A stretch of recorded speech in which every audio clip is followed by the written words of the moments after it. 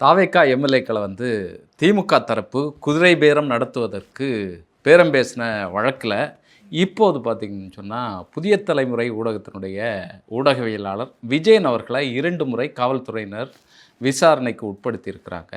இதில் என்ன நடந்துகிட்ருக்கு, இன்னொரு பக்கம் பார்த்திங்கன்னு சொன்னால் இதை சிபிஐ விசாரணைக்கு மாற்றணும் அப்படின்னு சொல்லி திருப்பூரை சார்ந்த பாலசுப்ரமணியம் அவர்கள் வழக்கு தொடர்ந்திருக்கிறாரு. இது சிபிஐ விசாரணைக்கு மாற்றக்கூடிய முகாந்திரம் இந்த வழக்கில் இருக்கிறதா? முதல்ல இந்த வழக்கு அப்படிங்கிறது இப்போ ட்ரிப்ளிகேன் சென்னை போலீஸ் விசாரிச்சுக்கிட்டு இருக்காங்க. இந்த வழக்கில் அவங்க அடுத்தடுத்து நிறைய குற்றச்சாட்டுகளை சொல்லிக்கிட்டே போகிறாங்க. அடுத்தடுத்து நிறைய பேர் அரெஸ்ட் பண்ணுறாங்க. ஊத்தங்கரை இளையராஜா மட்டும்தான் புகார் கொடுத்துருக்கிறார். ஆக்சுவலாக இது ஒரு எம்எல்ஏவின் புகார். ஆனால் இவங்க போலீஸ் அவங்களே அறிக்கை கொடுக்குறாங்க. என்ன அப்படின்னா 15 எம்எல்ஏக்களை விலைக்கு வாங்க திட்டம்னு. இப்போ 15 எம்எல்ஏக்களை விலைக்கு வாங்க திட்டம்னா யார் யாருன்னு லிஸ்ட்டு கொடுக்கணும் போலீஸுக்கு அந்த அதிகாரம் கிடையாது. நீங்கள் விசாரித்து என்ன முகாந்திரம் என்ன நடந்து ஒரு எம்எல்ஏ தான் உங்ககிட்ட புகார் கொடுத்துருக்குறேன். அந்த ஒரு எம்எல்ஏக்கு காசு கொடுத்தாங்களா இல்லையான்னு விசாரிக்கிறது தான் உங்களோட வேலை. ஆனால் அதுக்கு பதிலாக போலீஸ் இந்த விஷயத்தில் ஒரு கான்ஸ்பிரசியை செட் பண்ணிக்கிட்டே இருக்கிறாங்க, நரேட்டிவை. அது தொடர்ந்து ஊடகங்கள்கிட்ட அதிகாரப்பூர்வம் இல்லாத தகவலை ஊடகங்களுக்கு கொடுத்து ஊடகங்கள் அதை செய்தியாகுது பரப்பிட்டு இருக்காங்க. ஆமாம், அதான் விஷயம். ஆனால் வழக்கில் விசாரணையில் இந்த விஷயங்கள் எல்லாம் பேசப்படலை அப்படிங்கிற ஒரு கருத்து வைக்கப்படுது. இப்போ சிங்கப்பூரை சார்ந்தவருக்கு தொடர்பு இருக்குது, பெங்களூரில் பதுங்கி இருந்தார் ஒரு நபர், இதில் தொடர்புடைய நபர், அவர்கிட்ட இத்தனை தடவை பேசினாங்க, இப்படிங்கிற செய்திகள் எல்லாம் ஊடகத்தில் வந்துட்டே இருக்குது. ஆனால் இந்த வழக்கு விசாரணையின் போது இந்த விஷயங்கள் எல்லாம் பேசப்படலை அப்படிங்கிற ஒரு இதுவும் சொல்லப்படுது. மெயின் சிக்கல் இதான். இந்த வழக்கில் பார்த்தோம்னா போலீஸினுடைய நடவடிக்கை அப்படிங்கிறது பெரிய அளவில் சந்தேகத்துக்குரியதாகவும் கேள்விக்குரியதாகவும் இருக்குது. முதல்ல சிங்கப்பூர்லேருந்து ஹவாலா டிரான்சாக்ஷன் மூலமாக ஒரு நபர் ஈடுபட்டிருக்கிறார் அப்படின்னு சொன்னாங்க. இதெல்லாம் மீடியாவில் பெரிய டிபேட் ஆகிடுச்சு. ஆனால் கோர்ட்டில் அவங்க போயிட்டு ஹவாலாங்கிற வார்த்தையை பயன்படுத்தலை. அதே மாதிரி கார்ப்பரேட் கம்பெனி ஒன்று கிண்டியில் ஒரு 5 ஸ்டார் ஹோட்டலில் ஸ்டார் ஹோட்டலில் ஒரு இதை எடுத்து அங்கே ஒரு பெரிய கார்ப்பரேட் கம்பெனி 180 கோடி ரூபாய்க்கு வேலை நடந்துருக்கு அப்படின்னு செய்தி போட்டாங்க, பேரம் பேசி. ஆனால் இது கார்ப்பரேட் கம்பெனினா அதில் ஒரு நம்பர் சைஸ் இருக்கும், எம்ப்ளாயி சைஸ், இன்வெஸ்ட்மெண்ட் சைஸ் இருக்கும். ஒரு ஸ்டார் ஹோட்டலில் ஒரு ஆஃபீஸ் வைக்கிறதுக்கு கூட இடம் இல்லாமல் ஸ்டார் ஹோட்டலில் ரூம் எடுத்து தங்கியிருக்கவங்கள கார்ப்பரேட் கம்பெனின்னு சொல்கிறதெல்லாம் அதெல்லாம் ஹைலி சந்தேகத்துக்குரிய விஷயம். நீங்கள் தனியார் நிறுவனம்னு கூட சொல்லலாம். கார்ப்பரேட் கம்பெனினா அதை நீ பூதாகப்படுத்தி காட்டுறது வேறு ஒன்றும் இல்லை. பெருசாக இவ்வளோ பின்னணி இருக்குது அப்படின்னு காட்டுறதுக்காக இந்த மாதிரியான முயற்சிகள். ஆட்சியை கலைக்க, ஆட்சியை கவிழ்க்க சதி அப்படின்ற நரேட்டிவை தொடர்ச்சியாக போலீஸ் அவங்க கொடுத்த அறிக்கையிலேயே அதை கொடுத்துருந்தாங்க. இல்லை, இந்த ஆட்சியை கவிழ்க்க சதி அப்படிங்கிறதே இதில் முரண்பாடாக இருக்கேன். சபாநாயகரை தகுதி நீக்கம் செய்வதற்கான முயற்சி தான் அப்படின்னு சொல்லி ஒரு பக்கம் சொல்கிறாங்க. இதே தான் நீதிமன்றத்தில் செந்தில் பாலாஜி மீதும் அசோக் குமாருக்கும் முன்ஜாமீன் கேட்டு நீதிமன்றத்துக்கு போயிருந்தாங்க திமுக சைட்லேருந்து. அப்போ திமுக தரப்பு வழக்கறிஞர்கள் நீதிமன்றத்தில் வச்ச வாதமே என்னென்னா, என்ன இது சம்மந்தமே இல்லாமல் ஆட்சியை கவிழ்க்க சதின்னு சொல்கிறாங்க. ஆனால் அவங்க கொடுத்த புகார்லேயே, அவங்க கொடுத்த அறிக்கையிலே சபாநாயகருக்கு எதிரான தீர்மானத்தில் வாக்களிக்க சொல்லி பேரம் பேசினாங்கன்னு எழுதியிருக்கிறாங்க. சபாநாயகரை வெளியேற்றுற முயற்சிங்கிறது எப்படி ஆட்சியை கவிழ்க்கிற முயற்சியாக இருக்கும்? ரெண்டுத்துக்கும் சம்மந்தமே இல்லை. சம்மந்தம் இல்லை. ஆனால் சபாநாயகரை தேர்வு பண்ணதில் இவங்களுடைய ஆதரவோடு தான் தேர்வு பண்ணாங்க. அனானிமஸாக தேர்ந்தெடுக்கப்பட்ட சபாநாயகர் ஒத்த கருத்தோடு, அதாவது யாருமே எதிர்த்து வேட்பாளரே போடல. அப்போது இவர் வரக்கூடாதுன்னு நினச்சிருந்தா அன்றைக்கே திமுக தரப்பில் ஒரு வேட்பாளர் நிறுத்தி அதிமுகவும் திமுகவும் கூட்டணி பேசியதுன்னு சொல்கிறாங்க இல்லைங்களா, அதிமுகவின் ஆதரவை பெற்று திமுக கூட்டணி கட்சிகளின் ஆதரவையும் பெற்று திமுகவை சேர்ந்தவரையோ அல்லது அதிமுகவை சேர்ந்த ஒருத்தரையோ சபாநாயகராக உட்கார வச்சுருக்க முடியும்.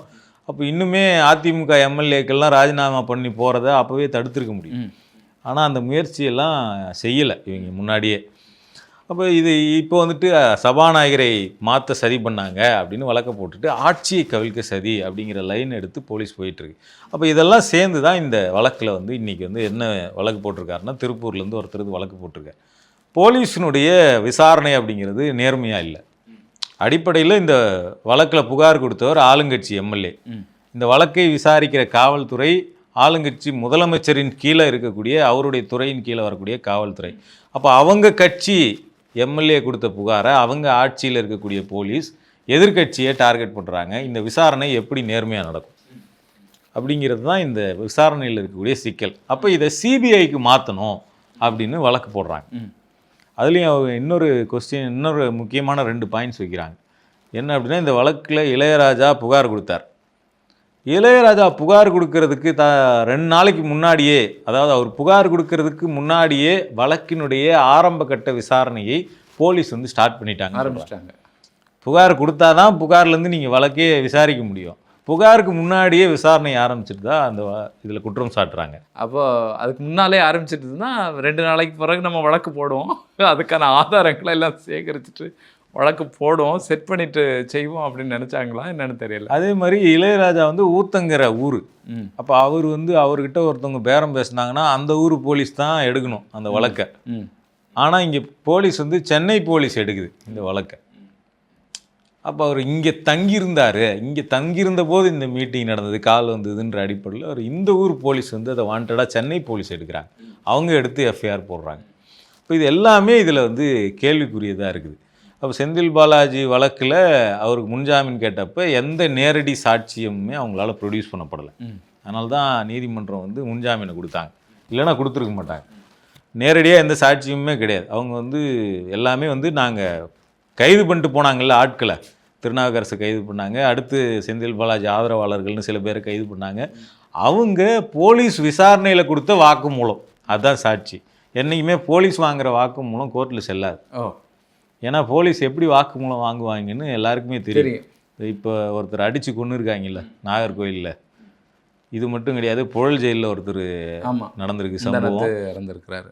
அப்போது போலீஸினுடைய விசாரணை முறை அப்படிங்கிறது எப்படி இருக்கும், என்ன மாதிரியான டார்ச்சர் வந்து செய்யப்படும், ஃபிசிக்கல் டார்ச்சர்லேருந்து மென்டல் டார்ச்சர்லேருந்து விசாரணைங்கிற பேரில் இந்த ஊரில் என்னென்னலாம் நடந்துக்கிட்டு இருக்குங்கிறதுலாம் எல்லாருக்கும் தெரியும். அதனால் எப்பவுமே போலீஸ் வாங்குகிற வாக்குமூலத்தை நீதிமன்றத்தில் ஒரு அடிஷ்னல் டாக்குமெண்ட்டாக வச்சுக்குவாங்களே தவிர அதை முக்கியமான சாட்சியமாக எடுத்துக்க மாட்டாங்க. நீதிமன்றத்துக்கு நேரடியாக வந்து சாட்சி சொல்கிறது தான் செல்லும். ஆனால் போலீஸ் வாக்குமூலம் வந்து செந்தில் பாலாஜி, அசோக் குமார்லாம் தொடர்புன்னு வாங்கிட்டாங்க. நீதிமன்றத்தில் கூட்டிட்டு போயிட்டு குற்றம் சாட்டப்பட்டவர்களை நிறுத்தும்போது அவங்க நீதிமன்றத்தில் புகார் கொடுக்குறாங்க. என்ன சொல்கிறாங்க அப்படின்னா, சார் எங்களை வந்து இவங்க அக்யூஸ் நம்பர் 7, 8 2 பேர் அவங்க என்ன சொல்கிறாங்கன்னா, செந்தில் பாலாஜியும் அசோக் குமாரும் தான் உங்கள் 2 பேரையும் சொல்லி இவங்களை இந்த எம்எல்ஏவை விலைக்கு வாங்க சொல்லி பேச சொன்னார் அப்படின்னு பொய்யாக வாக்குமூலம் கொடுக்க சொல்லி எங்களை கட்டாயப்படுத்தினாங்க, மிரட்டினாங்க அப்படின்னு சொல்லி அவங்க புகார் நீதிமன்றத்திலே கொடுக்குறாங்க. ஆனால் வாக்குமூலத்தில் வந்து செந்தில் பாலாஜியும் அசோக் குமார் தான் சொன்னாங்கன்னு போலீஸ் எழுதி வச்சுருக்கிறாங்க. ஆனால் எங்களை கட்டாயப்படுத்தி பொய் சொல்லி வாக்குமூலம் வாங்கினாங்க, நாங்களாக இதை கொடுக்கல இந்த வாக்குமூலத்தில் அவங்க கோர்ட்டில் கொடுக்குறாங்க. இல்லை வெள்ளை காகிதத்தில் சைன் வாங்கினாங்க அப்படின்னு சொல்கிறது இதுதான். அப்போது அவங்களுக்கு என்ன தேவையோ அதை எழுதி நிரப்பிட்டு அந்த அவருடைய சைனை வச்சு அவங்க கொடுத்த வாக்குமூலம் அப்படின்னு சொல்லி நிரூபிக்கிறதுக்கான விஷயத்த பார்க்குறாங்க. ஸோ அப்போ இந்த வழக்கினுடைய மொத்த இதுவுமே கேள்விக்குரியதாக தான் இருக்குது. இல்லைனா இந்த வழக்கில் செந்தில் பாலாஜி கைது செய்யப்பட்டிருப்பார், நேரம் சிறையில் இருந்திருப்பார்.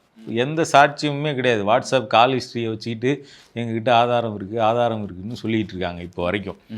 அடுத்தடுத்து இப்போ பார்த்தோம்னா இன்னொரு சாட்சி வாக்குமூலம் கொடுத்துருக்கிறாரு. என்ன அப்படின்னா, ஊத்தங்கரை மட்டும் இல்லை, உசிலம்பட்டி எம்எல்ஏகிட்டையும் பேசியிருக்கிறாங்க அப்படின்னு சொல்லிட்டு. இல்லை, இது ரொம்ப நாள் கழித்து யோசிச்சு வர மாதிரியா இருக்க இந்த புகார். போலீஸ் ஒரு அறிக்கை கொடுத்துருக்குறாங்க, அதில் 15 எம்எல்ஏக்களிடம் பேசியிருக்கிறாங்க அப்படின்னு சொல்லிட்டு. இல்லை, அதுக்கு ஒரு பேர் வச்சுருக்காங்களே, இந்த ஆப்ரேஷன் மேகாலயா ப்ராஜெக்ட், அதுக்கு பேர். இப்போ இதில் நமக்கு இன்னொரு கேள்வி என்ன வருதுன்னா, ஆட்சியை கவிழ்க்க சதி அப்படிங்கிறது நம்ம திமுக எம்எல்ஏக்கள் வாதாடினாங்கன்னு சொன்னோம் இல்லைங்களா. அப்போ ஆட்சியை கவிழ்க்க சதிங்கிறது ஒரு பொய்யான குற்றச்சாட்டு, அது வந்து பொருத்தமில்லாததுன்னு இவங்க வாதாடின பிறகு அவங்களுடைய டாக்குமெண்ட்டில் ஆட்சியை கவிழ்க்க சதி அப்படிங்கிற வாசகத்தை நீக்கினாங்க. போலீஸ் நீக்கிட்டு கோர்ட்டில் சப்மிட் பண்ணாங்க. இன்றைக்கி கோர்ட்டில் கொடுக்கும்போது ஆட்சியை கவிழ்க்க சதிங்கிறத நீக்கிட்டாங்க. இன்றைக்கி மீடியாவுக்கு அனுப்பின ப்ரெஸ் ரிலீஸில் மறுபடியும் ஆட்சியை கவிழ்க்க சதி அப்படிங்கிற விஷயத்தை கொண்டு வந்திருக்காங்க. ஸோ மீடியாவில் ஒரு வாதம், கோர்ட்டில் ஒரு வாதம். போலீஸினுடைய ஸ்டாண்டர்டு டபுள் ஸ்டாண்டர்டாக இருக்குது. அதில் வந்து இது வந்து ஒரு பேசு பொருளாக இருந்துகிட்டே இருக்கணும். இந்த ஆட்சியை கவிழ்க்கிறதுக்கு திமுக தொடர்ந்து முயற்சி பண்ணிகிட்டே இருக்குது, பொறுக்க முடியல, அதிகாரத்தில் இல்லாமல் இருக்கிறது அவங்களால வந்து சகிக்க முடியல அப்படிங்கிறது இந்த வாதத்தினுடைய முக்கியமான விஷயம். அதனால் இந்த வழக்கை தமிழ்நாடு போலீஸ் விசாரித்தா நேர்மையாக விசாரிக்க மாட்டாங்க, சிபிஐக்கு மாற்றணும்னு வழக்கு போட்டிருக்காங்க. அது வந்து மெட்ராஸ் ஹைகோர்ட்டினுடைய சீஃப் ஜஸ்டிஸ் அவர் தலைமையிலும் ஜஸ்டிஸ் அருள்முருகன் இவங்க 2 பேரும் இந்த வழக்கை விசாரிச்சிருக்கிறாங்க. இதுல என்ன தீர்ப்பு கொடுக்கறது அப்படிங்கிறத தள்ளி வச்சிருக்கிறாங்க. இதில் அரசு தரப்பு வழக்கறிஞர் ஆஜராகும் போது இல்லை போலீஸ்கிட்ட எல்லா ஆதாரமும் இருக்குது, அவங்க சரியான விதத்தில் தான் இதை விசாரிச்சுட்டு இருக்காங்க, அவங்க சீக்கிரமாக முடிச்சிருவாங்க வழக்கை, அதனால் சிபிஐக்கெலாம் மாற்றக்கூடாது அப்படின்னு எதிர்ப்பு தெரிவிச்சிருக்கிறேன். இப்போ நமக்கு என்ன கேள்வி வருதுன்னா, நீங்கள் வந்து ஒரு ஆளுங்கட்சியினுடைய எம்எல்ஏ கொடுத்த கம்ப்ளைண்ட்டை எப்படி ஆளுங்கட்சி கீழே இருக்கக்கூடிய போலீஸ் நேர்மையாக விசாரிக்கும்? அப்போ இதில் மேகாலயா ப்ராஜெக்ட்னு ஒரு விஷயத்தை கொண்டு வரீங்க, சிங்கப்பூர்லேருந்து ஒரு ஆள் தொடர்பு கொண்டாருன்னு சொல்கிறீங்க, ஹவாலா பணம் இறங்கி கார்ப்பரேட் கம்பெனி ஈடுபட்டிருக்குன்னு சொல்கிறீங்க, இப்போது மேகாலயான்னு சொல்லிட்டு வேற ஒரு புது வார்த்தையை கொண்டு வரீங்க. அப்போ இதை வந்து நேர்மையாக இந்த விஷயம் நடக்கும்னா தமிழ்நாட்டுக்கு வெளியிலையும் இந்த வழக்கோட தொடர்புகள் இருக்குது, அப்போ சிபிஐட்ட கொடுத்துட வேண்டியது தானே? சர்வதேச தொடர்புகள் இருக்கக்கூடிய ஒரு குற்றம்.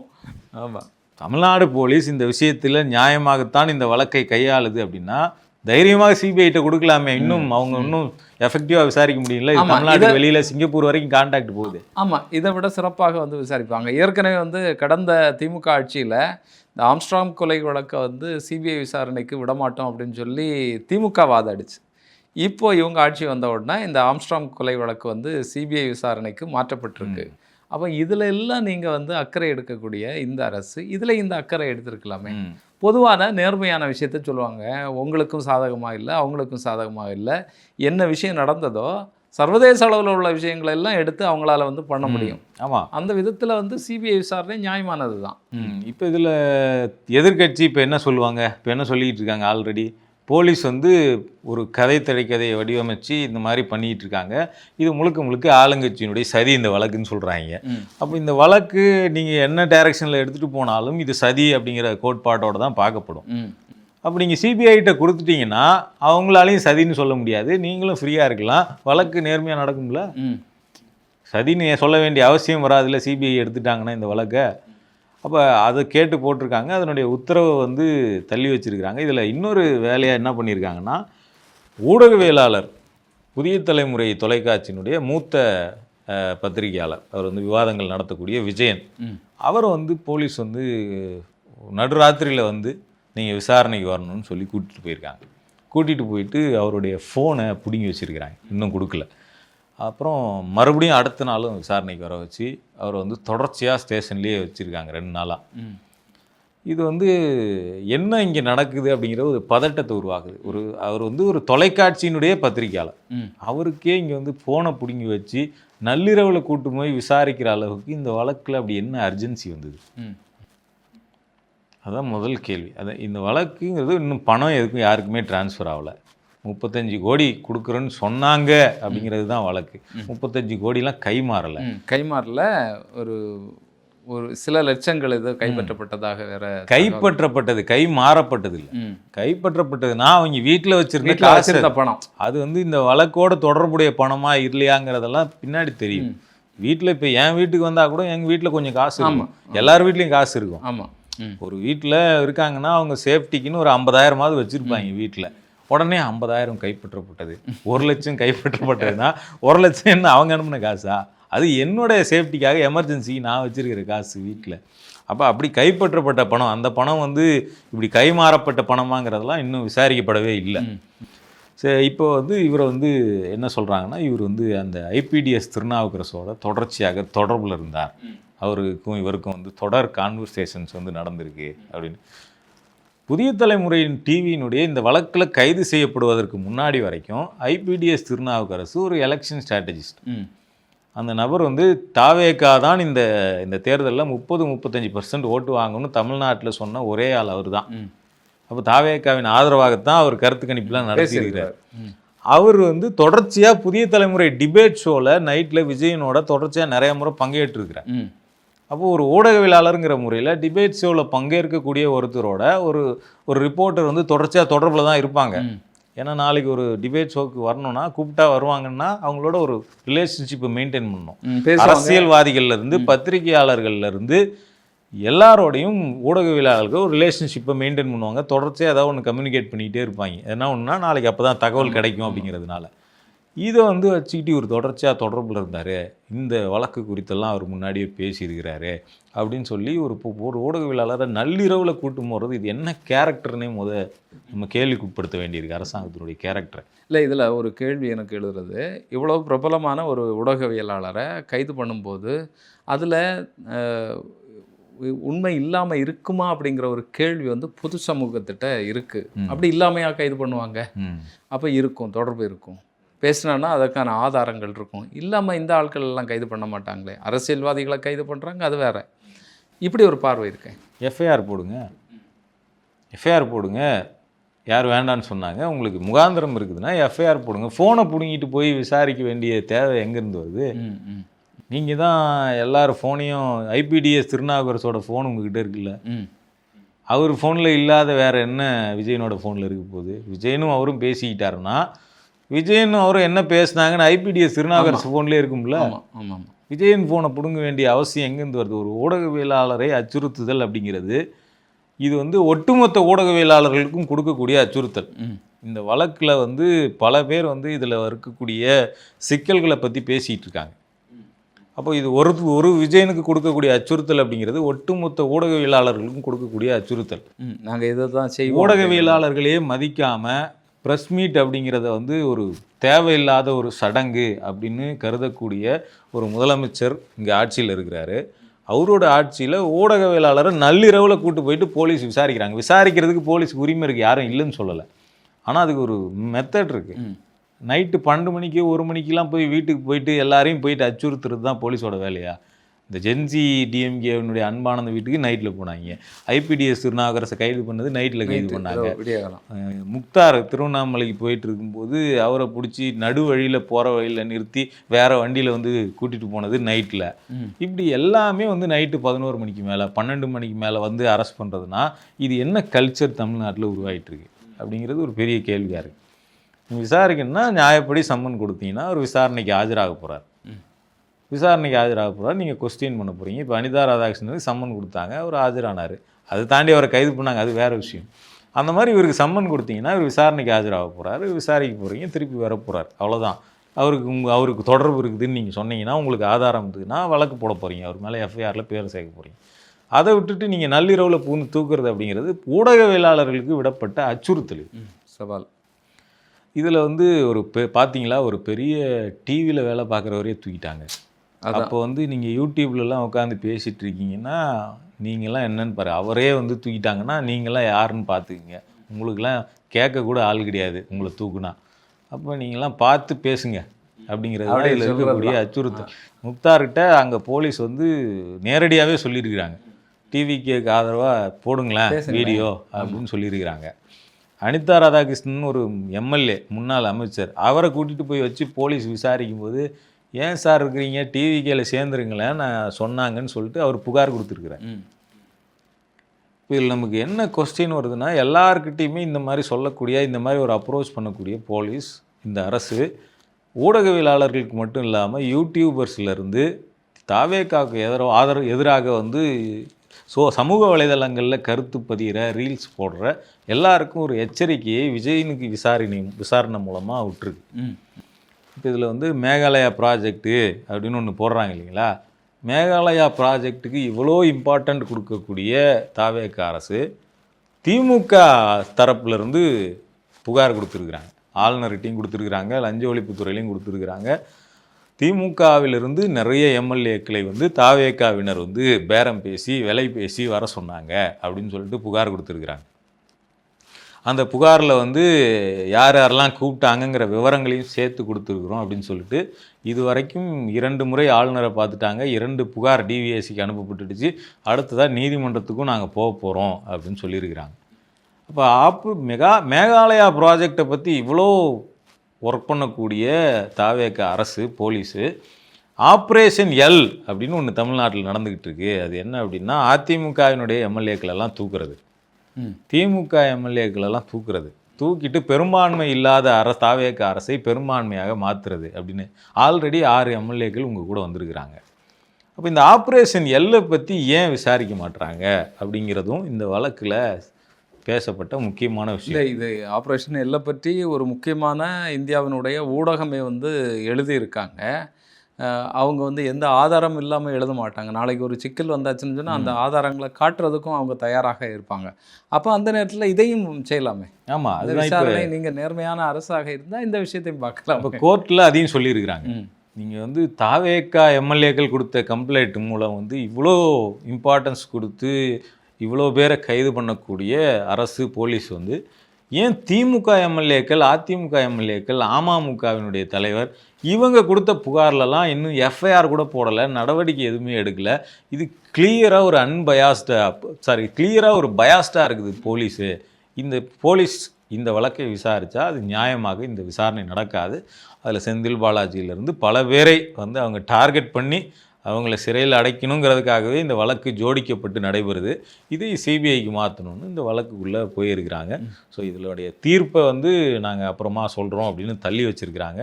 இந்த தீர்ப்பு வரும்போது தான் இந்த வழக்கு அப்படிங்கிறது தமிழ்நாடு போலீஸை விசாரிக்க போகிறதா அல்லது சிபிஐ கைக்கு இந்த வழக்கு மாறப்போகிறதா? ஒருவேளை அப்படி மாறினா, ஒருவேளை இந்த வழக்கு ஜோடிக்கப்பட்ட வழக்காக இருந்தால் பல உண்மைகள் வெளிவரக்கூடிய வாய்ப்புகள் இருக்கிறது. பார்க்கலாம் என்ன நடக்கும். நிச்சயமாக சிபிஐக்கு மாறும்போது வெளிச்சத்துக்கு வர வேண்டிய பல ரகசியங்கள் வெளிச்சத்துக்கு வரும் அப்படின்னு எதிர்பார்க்குறோம். தொடர்ந்து பேசுவோம். நன்றி. நன்றி.